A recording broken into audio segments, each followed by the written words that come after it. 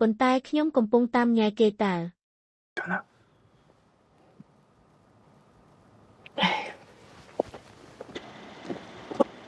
ឯងឡើងឡានទៅ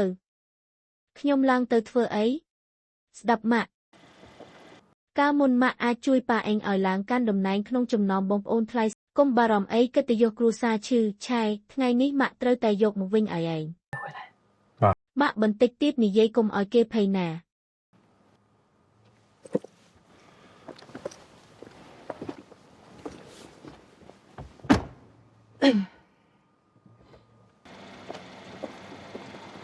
លោកស្រីឈឺអ្នកស្រីនិយាយត្រូវហើយ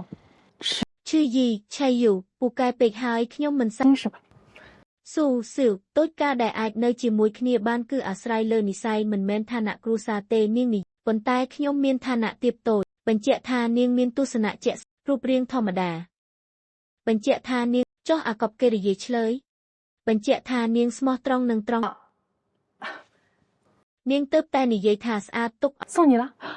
អានេះមានតម្លៃណាស់ខ្ញុំមិនអាចទទួលទេប្រាក់ខ្ទាស់អាវនេះអ្នកស្រីពាក់ទៅស្អាតអ្នករបស់ដែលគ្រួសារឈឺឆាយខ្ញុំឲ្យគេហើយមិនធ្លាប់មានប្រវត្តិយកខ្ញុំស៊ូជីយីស៊ឺជានេះក៏មិនធ្លាប់មានប្រវត្តិទទួលកាដូនេះមិនចាត់ទុកឲ្យនាង10លានចាក់ចេញពីឈឺយីឆៃយូលោកស្រីឈឺតើត្រូវចុះកិច្ចសន្យាអីទេ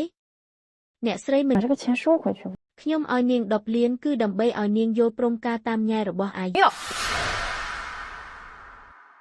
ខ្ញុំឲ្យនាង10លានគឺដើម្បីឲ្យនាងយល់ព្រមការតាមញ៉ែរបស់អាយុចឹង1សេនក៏មិនអាចយកដែរនាងស្អប់កូនទេខ្ញុំខ្លួនឯងមិនចង់មានសង្សារទេខ្ញុំចង់តែរៀនពេទ្យថ្ងៃក្រោយធ្វើជាពេទ្យល្អម្នាក់ស្រាវជ្រាវ10លាននាងគិតថាតិចទៅខ្ញុំអាចទិញមន្ទីរពេទ្យមួយដាក់ឈ្មោះនាងបានឲ្យតែនាងសាក់តាក់ទងជាមួយកូនប្រុសខ្ញុំមន្ទីរពេទ្យឯកជនក៏មិនចូលចិត្តមិនអីទេមានតម្រូវការអីនាងអាចនិយាយបានខ្ញុំអាចជួយបំពេញរាល់បំណងប្រាថ្នារបស់នាងខ្ញុំមិនមានសំណូមពរអីទេទឹកចិត្តអ្នកស្រីខ្ញុំទទួលយកហើយប៉ុន្តែទោះជាយ៉ាងណាក៏ដោយខ្ញុំមិនអាចនៅជាមួយឈឺយីឆៃយូធ្វើជាចង់បានខ្ញុំប្រាប់នាងតាមត្រង់ចុះថ្ងៃនេះអាយីអេយូដើម្បីនាងគេបានសម្រេចចិត្តដ៏ល្ងង់ខ្លៅមួយរសៀលនេះតាមពិតជាការប្រជុំគ្រួឬថានាងមានរឿងអាយីអេយូមិនទាន់ចាប់ផ្ដើមផងក៏ចេញទៅបាត់នាងដឹងទេថាគេរងចាំបើថ្ងៃនេះតំណែងជាអ្នកស្នងត្រកូលឈឺនេះត្រូវអ្នកផ្សេងយកទៅបាត់នោះអាយីអេយូនឹងមិនសល់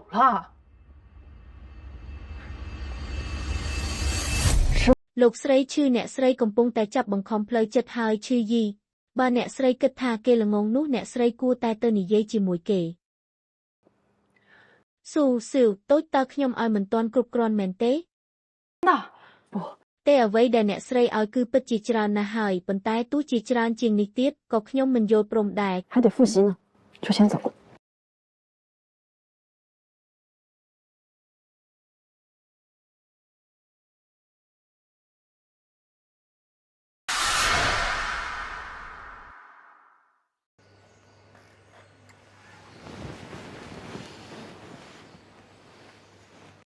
ថ្ងៃនេះអាយីអេយូដើម្បីនាងគេបានសម្រេចចិត្តដ៏ល្ងង់ខ្លៅមួយបើថ្ងៃនេះតំណែងជាអ្នកស្នងត្រកូលឈឺនេះត្រូវអ្នកផ្សេងយកទៅបាត់នោះអាយីអេយូនឹងមិនសល់អ្វីទាំងប្តីសម្លាញ់កុំភ័យអីអ្នកដែលមកថ្ងៃនេះសុទ្ធតែជាអំពូដែលឃើញបងធំដឹងក្តីបងគ្រាន់តែចាត់ទុកវាជាការជួបចាស់ទុំខាងឪពុករបស់ត្រកូលឈឺឆាយមានរហូតដល់7នាក់កូនចៅដែលនៅក្រោមខ្សែកាត់នេះមួយរឹតតែរាប់មិនអស់គ្រប់គ្នាសុទ្ធតែសម្លឹងចង់បានតំណែងស្នងត្រកូលបើធ្វេសប្រហែលតំណែងស្នងត្រកូលសំខាន់ចំពោះសំខាន់ឈឺយីឆៃយូបងដើម្បីអូនសុខចិត្តបោះបង់រឿងដែលសំខាន់បំផុតតើអូនគួរជឿជាក់លើបងម្ដងទេ